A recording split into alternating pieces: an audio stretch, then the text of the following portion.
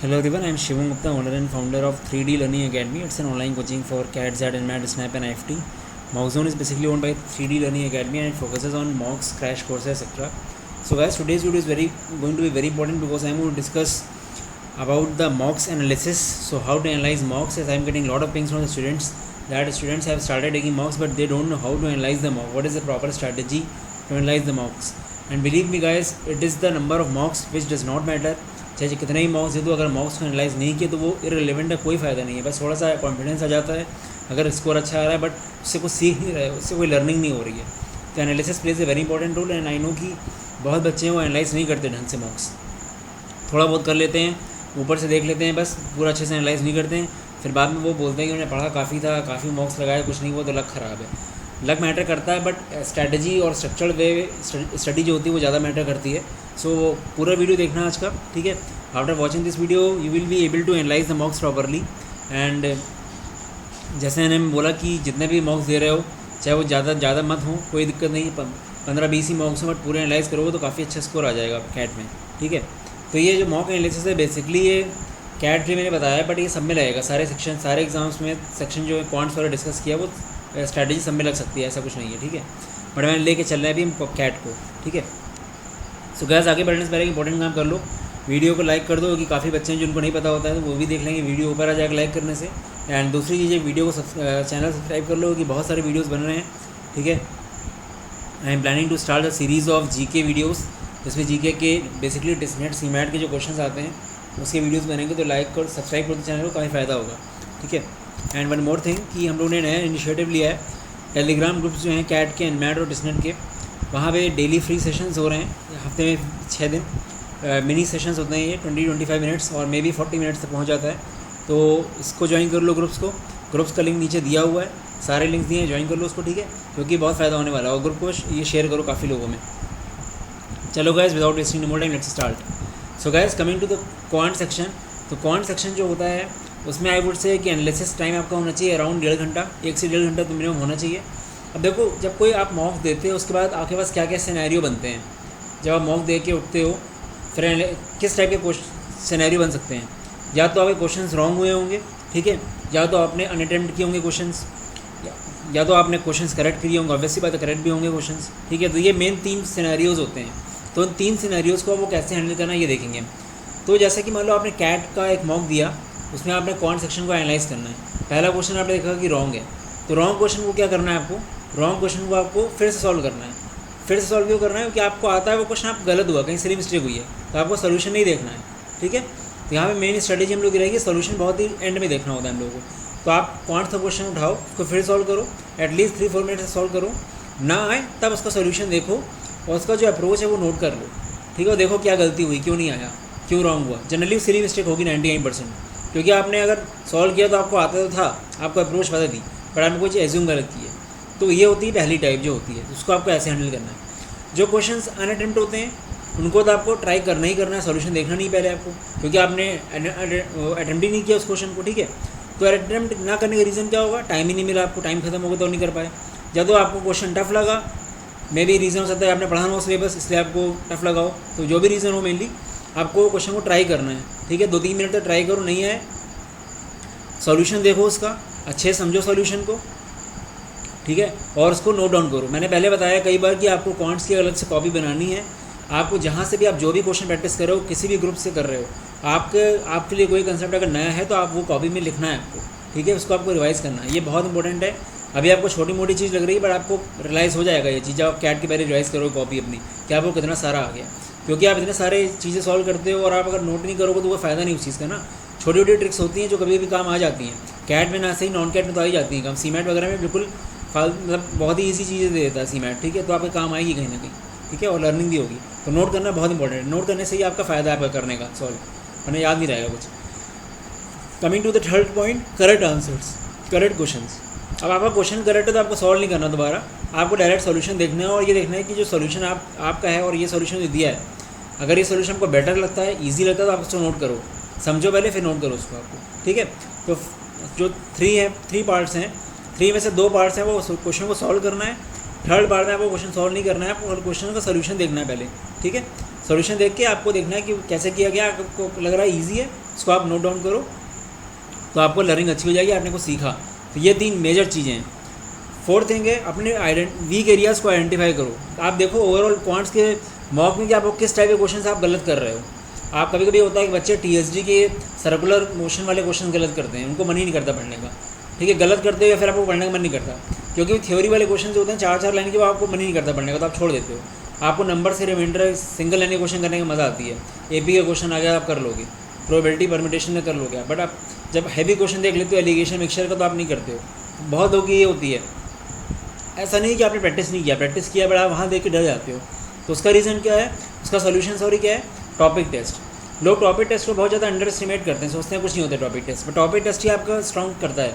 Sectional test से ज़्यादा अच्छा होता है टॉपिक टेस्ट। क्यों? सेक्शनल टेस्ट आपका ओवरऑल क्या टाइप का होता है वो तो ठीक है, टॉपिक टेस्ट आपका एक टेस्ट में एक सब्जेक्ट को आपका स्ट्रॉन्ग कराता है। जैसे आपको एलिगेशन मिक्सचर नहीं अच्छा लगता, एलिगेशन मिक्सचर के आप खुद टेस्ट लगाओ, इतने लगाओ कि आपको मतलब अच्छा लगने लगे वो, ठीक है। तो टॉपिक टेस्ट हमेशा मैटर करता है और लगाना चाहिए वो। मेरे टाइम पे तो मैंने तो यही किया कि जो मुझे नहीं अच्छे लगते थे चैप्टर्स, मैंने जो मुझे टॉपिक्स नहीं पसंद आते थे, मैं उसी के पीछे पड़ गया। उसी के मैंने जितने भी मॉक्स मैंने जो भी लिए थे, टाइम वगैरह का लिया था उस टाइम कैट के लिए, तो उसमें काफ़ी मिलते हैं टॉपिक टेस्ट वगैरह, तो मैंने सब लगाए थे, तो काफ़ी अच्छा हो गया था। तो आप करो वो काम, ठीक है। सिली मिस्टेक्स को ट्रैक करो, किस टाइप की सिली मिस्टेक्स कर रहे हो, और साफ साफ लिखो। बहुत लोग साफ साफ नहीं लिखते हैं, आता है गलत कर देते हैं, बहुत ही बेसिक मिस्टेक कर देते हैं। 4 को 2 ले लिया, डिवाइड करते टाइम कुछ और लिख दिया, कोई गंदा संदा लिखते हो आप, ठीक है। तो वो चीज़ अवॉइड करो। आज से आपका सिली मिस्टेक इतनी बेकार चीज़ होती है कि आपने इतना पढ़ा, आपकी मेहनत बर्बाद हुई, उसके बाद भी आपने अगर 2 क्वेश्चन भी गलत कर दिए, 2 क्वेश्चन गलत मतलब करने का मतलब हो गया गाइस आपका 8 नंबर चला गया, ठीक है। 3 नंबर तो क्वेश्चन हो गया और 1 नंबर नेगेटिव, और 8 नंबर में आप जानते नहीं कहाँ से कहाँ पहुँच जाओगे आप। बहुत ज़्यादा परसेंटेज फ्लक्चुएट होता है। सिली मिस्टेक तो होनी नहीं चाहिए, बट होती हैं लोगों की, बट धीरे धीरे जाएंगी, ठीक है।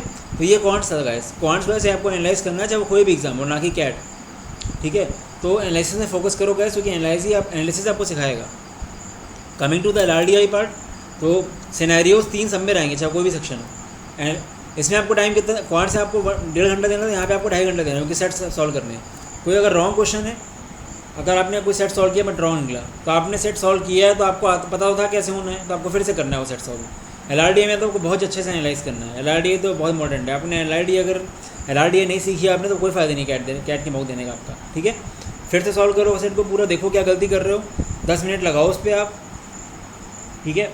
उसके बाद नोट करो, देखो क्या है उसमें। नोट करने का ऐसा कुछ नहीं, बट आप समझ लो कि क्या हो रहा है। कोई अगर ऐसी चीज़ है जो आपको नहीं पता तो नोट कर सकते हो, या कुछ लिख सकते हो नोट करके उसको, ठीक है। नोट डाल के लिख सकते हो कि ये ऐसा करना है, ऐसे टाइप के सेट्स में।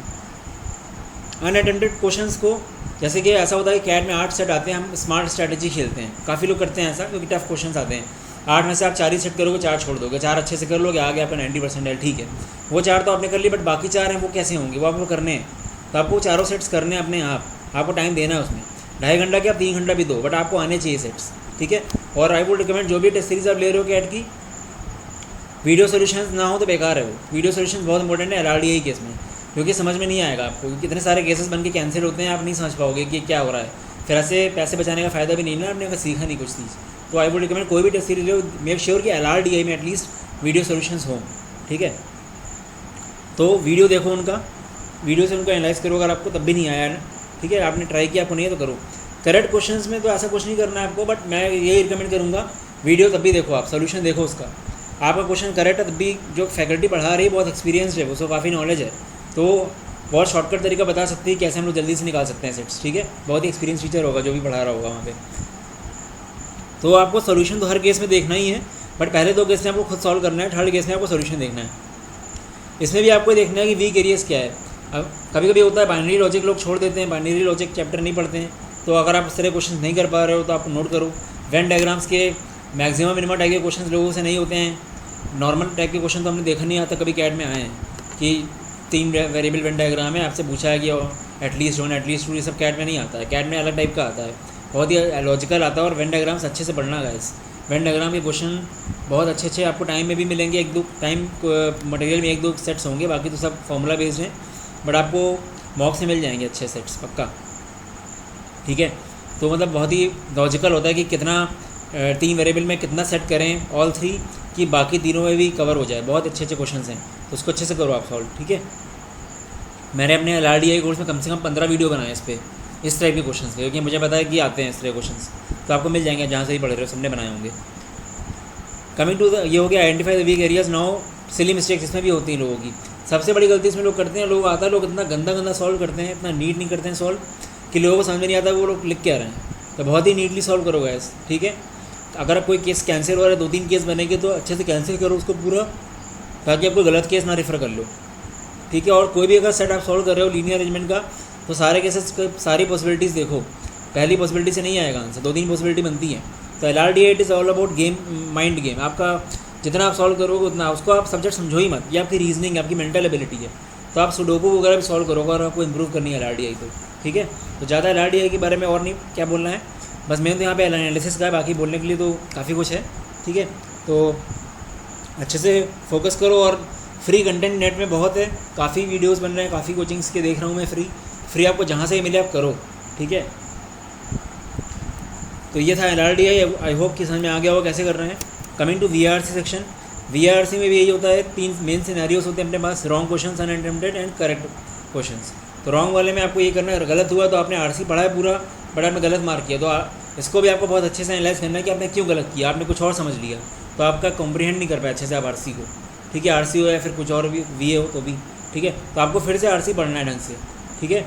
उस टाइम तो आप RC जल्दी नहीं पढ़े होगे, इस टाइम पे आप ढंग से पढ़ो RC, और इस टाइम पे टाइमर लगा के नहीं पढ़ना है, आपको बस देखना है कि आपको आता है कि नहीं आता है ढंग से। तो RC फिर से पढ़ो, फिर से अटेम्प्ट करो, फिर अच्छे से सॉल्यूशन देखो, ठीक है। अनअटेम्प्टेड क्वेश्चंस के लिए भी आपको ये चीज़ करनी है, वो तो आपने किया ही नहीं अटैम्प्ट, तो आपको पढ़ना ही RC। 99% लोग मैंने देखा है RC तो दोबारा पढ़ते ही नहीं है, ठीक है। जितने लोग से भी मैंने पूछा है, जितने लोगों ने पता किया है कि इवन मन ही नहीं करता पढ़ने, सच बता रहे हैं, मुझे खुद नहीं करता था मन, बट करना पड़ेगा गाइस आपको, क्योंकि टॉपर्स की यही स्ट्रैटेजी होती है। जो बहुत ही कम लोग ऐसा करते हैं, तो ये बहुत कम लोग का 99 के ऊपर आता है। टाइम मटेरियल तो 1.5 लाख लोग लगा रहे हैं, ठीक है। क्यों नहीं आ रहा 1.5 लाख लोगों का? तो रीज़न यही ना कि लोग गलती क्या कर रहे हैं, गलती यही कर रहे हैं, एनालाइज नहीं कर रहे हैं प्रॉपरली मॉक्स। तो कुछ अलग करना पड़ेगा आपको। बहुत बोरिंग लगता है कि आप फिर से मॉक उठा के पूरा RC पढ़ रहे हो, दोबारा लगता है टाइम वेस्ट हो रहा है, इतनी देर में एक मॉक और देते हैं लोग सोचते हैं, बट गलत है गाइस। आपको रिवाइज करना पड़ेगा, आपको फिर से पूरा RC पढ़ना पड़ेगा, अच्छे से एनालाइज करना है कि वो क्या कह रहा है ऑथर। सॉल्यूशन जो होते हैं काफ़ी डिटेल्ड होते हैं जो भी दे रहा है, ठीक है। सो करो आप। तो अनअटेम्प्टेड क्वेश्चंस के लिए भी यही करना है आपको। करेक्ट क्वेश्चंस का आप वो ठीक है देख लो, उसमें कुछ ज़्यादा करने का नहीं है, बट आपको सॉल्यूशन देखना है कि अप्रोच आपकी सही थी कि नहीं, धोखे से तो नहीं हो गया, ठीक है। तो ये भी इंपॉर्टेंट है। इसमें भी वीक एरिया देखो कि किस टाइप के आप RCs नहीं कर पाते हो, हिस्टोरिकल टाइप के RC नहीं कर पाते हो, या कोई और टाइप के RC आपको नहीं अच्छे लगते हैं, नहीं करते हो आप, तो आप नोट करो, उसके क्वेश्चंस प्रैक्टिस करो। और रीडिंग कॉम्प्रिहेंशन तो गाइस डेली एक्टिविटी होनी चाहिए। अगर आप 2 RC प्रैक्टिस नहीं कर रहे हो तो आपके लिए काफ़ी बड़ा इशू हो जाएगा। तो आपके लिए बहुत बड़ा इशू हो जाएगा। जिन लोग की VA वीक है उनके लिए बोल रहा हूँ, जो लोग एविड रीडर हैं, काफ़ी पढ़ते आ रहे हैं नॉवेल्स वगैरह, उनके लिए तो बहुत ईजी हो जाता है। तो जिन लोग का कम मार्क्स स्कोर आ रहा है उनके मैं यही रिकमेंड करूँगा कि बहुत अच्छे से एटलीस्ट 2 RC डेली पढ़ना ही पढ़ना है आपको, करना है मतलब प्रैक्टिस। और कोशिश करो कि आप ऑनलाइन ही पढ़ो टाइमर के साथ, तो फ़ायदा है, ठीक है। Track the number of silly mistakes देखो क्या कर रहे हो, किस टाइप की मिस्टेक्स आप कर रहे हो, बहुत इंपॉर्टेंट है ये, ठीक है। तो ये गाइस एनालिसिस था, आई होप समझ में आ गया होगा। इससे ज़्यादा समझाना मुश्किल है, बट आप ही को करना है एट द एंड। आपको बस आइडिया लग गया कि करना कैसे, अब आपको करना है। तो ओवरऑल एक मॉक में आपको कम से कम 2.5 + 1.5 4 5.5 से 6 घंटा आपको देना है एक मॉक में। अगर आप एक मॉक में इतना एनालाइज कर रहे हो तो स्ट्रैटेजी होनी चाहिए। जैसे अगर आपने आज मॉक दिया है कोई, तो आपको कल या परसों में उसको एनालाइज कर लेना। ज़्यादा दूर एनालाइज करोगे, ज़्यादा दिन बाद तो आपको याद ही नहीं रहेगा आपने किया गया था। तो एक दिन में करने की कोशिश मत करना। अगर आपने सुबह दिया है तो आप दिन तक, शाम तक कर सकते हो एनालाइज। अगर आप रात को दे रहे हो मॉक, तो आप अगले दिन करो एनालाइज, ठीक है। मतलब 2 दिन में आप कर लो एनालाइज, ठीक है। So guys coming to the mock test, काफ़ी लोग कुछ टाइम पहले मैंने कॉम्बो पैक्स निकाले थे, ठीक है, मॉक जोन के। तो उसमें कई क्वेरीज हैं लोगों की कि जो आपने पैक्स बनाए वो बिल्कुल फिक्स्ड हैं। मुझे कोई और एग्जाम लेना है, मान लो 3 पैक में, तो कैसे लेंगे? तो what we did is we have created 1 new pack, that is create your own pack. आप लोग अपने अकॉर्डिंग सेलेक्ट कर सकते हो मॉक्स, ठीक है। तो ये काफ़ी ईजी है, काफ़ी अच्छा हो गया है। तो यहाँ पे आप देख सकते हो कॉम्बो पिक एनी 3, ये जो 8 हैं 1 से लेकर 8 तक, इसमें से आप कोई भी 3 पिक कर सकते हो। It can be CAT, NMAT, SNAP, IFT, TISSNET, SMAT, CMAT, topic test. Topic test का डिटेल्स नीचे दी हुई है, देख लो आप। तो कोई भी 3 पिक कर लो आप। यहाँ पे इंडिविजुअल प्राइसिंग दी है जो वेबसाइट में है। अगर आप इंडिविजुअली लेना चाहते हो तो ये प्राइसिंग है। अगर आप पिक एनी 3 करोगे तो आपको ये 2899 का पड़ेगा, ठीक है। कॉम्बो पैक्स ऑलवेज इकोनॉमिकल होते हैं, मैंने पहले ही बोला था। पिक एनी 4 में आपको ऐसे कैट, एनमैट, स्नैप, IFT देना है। 2 आई नो कि कैट काफ़ी लोग ले चुके होंगे, बट कैट ऐसा एग्जाम है कि आप एक टेस्ट सीरीज़ के भरोसे नहीं रह सकते, उसमें आपको मल्टीपल देख के चेक करना होता है कि आप कहाँ पे सही हो कहाँ पे नहीं। कई बच्चे होते हैं, जैसे एक आज स्टूडेंट बोला कि एमकैट दिया था, एमकैट की LRDI से ज़्यादा टफ लगी मुझे आपकी LRDI मॉक 1 की फ्री मॉक चल रहा है कैट का हम लोगों का। तो हमने बोला कि हाँ वो कैट की तो 5 साल से टफ ही आ रही है, तो लेवल तो अच्छा रखते था कि आप लोग सीखो उसको, ठीक है। तो यही पता चलता है कि अलग अलग मॉक्स देने से। तो अभी तो आप जो आपने लिया कैट का, खैर वही लोग मेनली नॉन कैट के लिए देख रहे होगे IAS अभी, बट आगे जाके सितंबर अक्टूबर में कई लोग ट्राई करते हैं, तो उनके लिए मैंने बोल रहा हूँ कि आगे जाके आपके मॉक्स खत्म हो जाएंगे, जो भी आपने लिया MCAT या IAS, तो आपको ट्राई करने का मन करेगा, तो ये एक अच्छा ऑप्शन है। द रीज़न भी मॉक्स हम लोगों ने काफ़ी सही बनाए हैं और इंटरफेस वगैरह जो है वो काफ़ी अच्छा है। और दूसरी चीज़ कैट के केस में LRDI की वीडियो सॉल्यूशंस हैं कि बहुत इंपॉर्टेंट है वो, ठीक है। जो इंटरफेस है बिल्कुल स्टैंडर्ड है, 4 लेयर इन डेप्थ एनालिसिस के साथ, and they are use with the big brands. MCAT वगैरह भी यूज़ करते थे इसको, ओमेट वगैरह के लिए पहले कैट के लिए भी करते थे, एंड मेड ईजी वगैरह करते थे, ठीक है। तो पिक एनी 4 में ये आप कोई भी 4 सेलेक्ट कर सकते हो, पिक एनी 5 में कोई आप 5 सेलेक्ट कर सकते हो। जैसे कुछ लोग टेस्ट भी दे रहे हैं तो उसके लिए बहुत अच्छा ऑप्शन है, ठीक है, क्योंकि टेस्ट का अलग से जो कोर्स है वही 2000 का है, ठीक है। तो यहाँ पे आपको अच्छा ऑप्शन मिल जाएगा, and all in one combo तो काफ़ी अच्छा है। जो CMAT वगैरह भी देना चाह रहे हैं तो उनके लिए बहुत अच्छा ऑप्शन है ये, ठीक है। तो लिंक नीचे दिया हुआ है, those who are planning to enrol they can go for this, वरना बाद में आपको महंगे मॉक्स मिलते हैं। आप 1400-1500 के खाली NMAT के मॉक्स लेते हो, इसलिए कॉम्बो पैक लेके आप रख लो, चाहे आप टेस्ट बाद में दो, बट आपको लेने से काफ़ी फ़ायदा होगा, ठीक है। चलो guys, this was all about the video. और कोई डाउट हो you can ping me at 8604734785 is my WhatsApp number. और टेलीग्राम ग्रुप जो नीचे हैं उसको ज़रूर ज्वाइन कर लो गाइस, बहुत इंपॉर्टेंट है वो। मैंने बोला कि फ्री चल रहे हैं सेशंस, तो आपके लिए अच्छा रहेगा और काफ़ी अच्छा, काफ़ी एक्टिव ग्रुप है। कैट में काफ़ी डाउट्स क्लियर करते हैं बच्चे, पीर टू पीर लर्निंग होती है। मुझे लगता है एटलीस्ट 80 से 100 क्वेश्चन तो नए पढ़ते ही डेली, मुझे ऐसा लगता है, पूरे टाइम एक्टिव रहता है सुबह से लेकर, तो बहुत अच्छा है ये। और स्पैमिंग बिल्कुल नहीं होती है, बॉट वगैरह लगे हुए हैं तो कोई स्पैम नहीं करता है, सिर्फ क्वेश्चन डिस्कस होते हैं, ठीक है गाइस। चलो guys, this was all about the video, all the best, bye bye.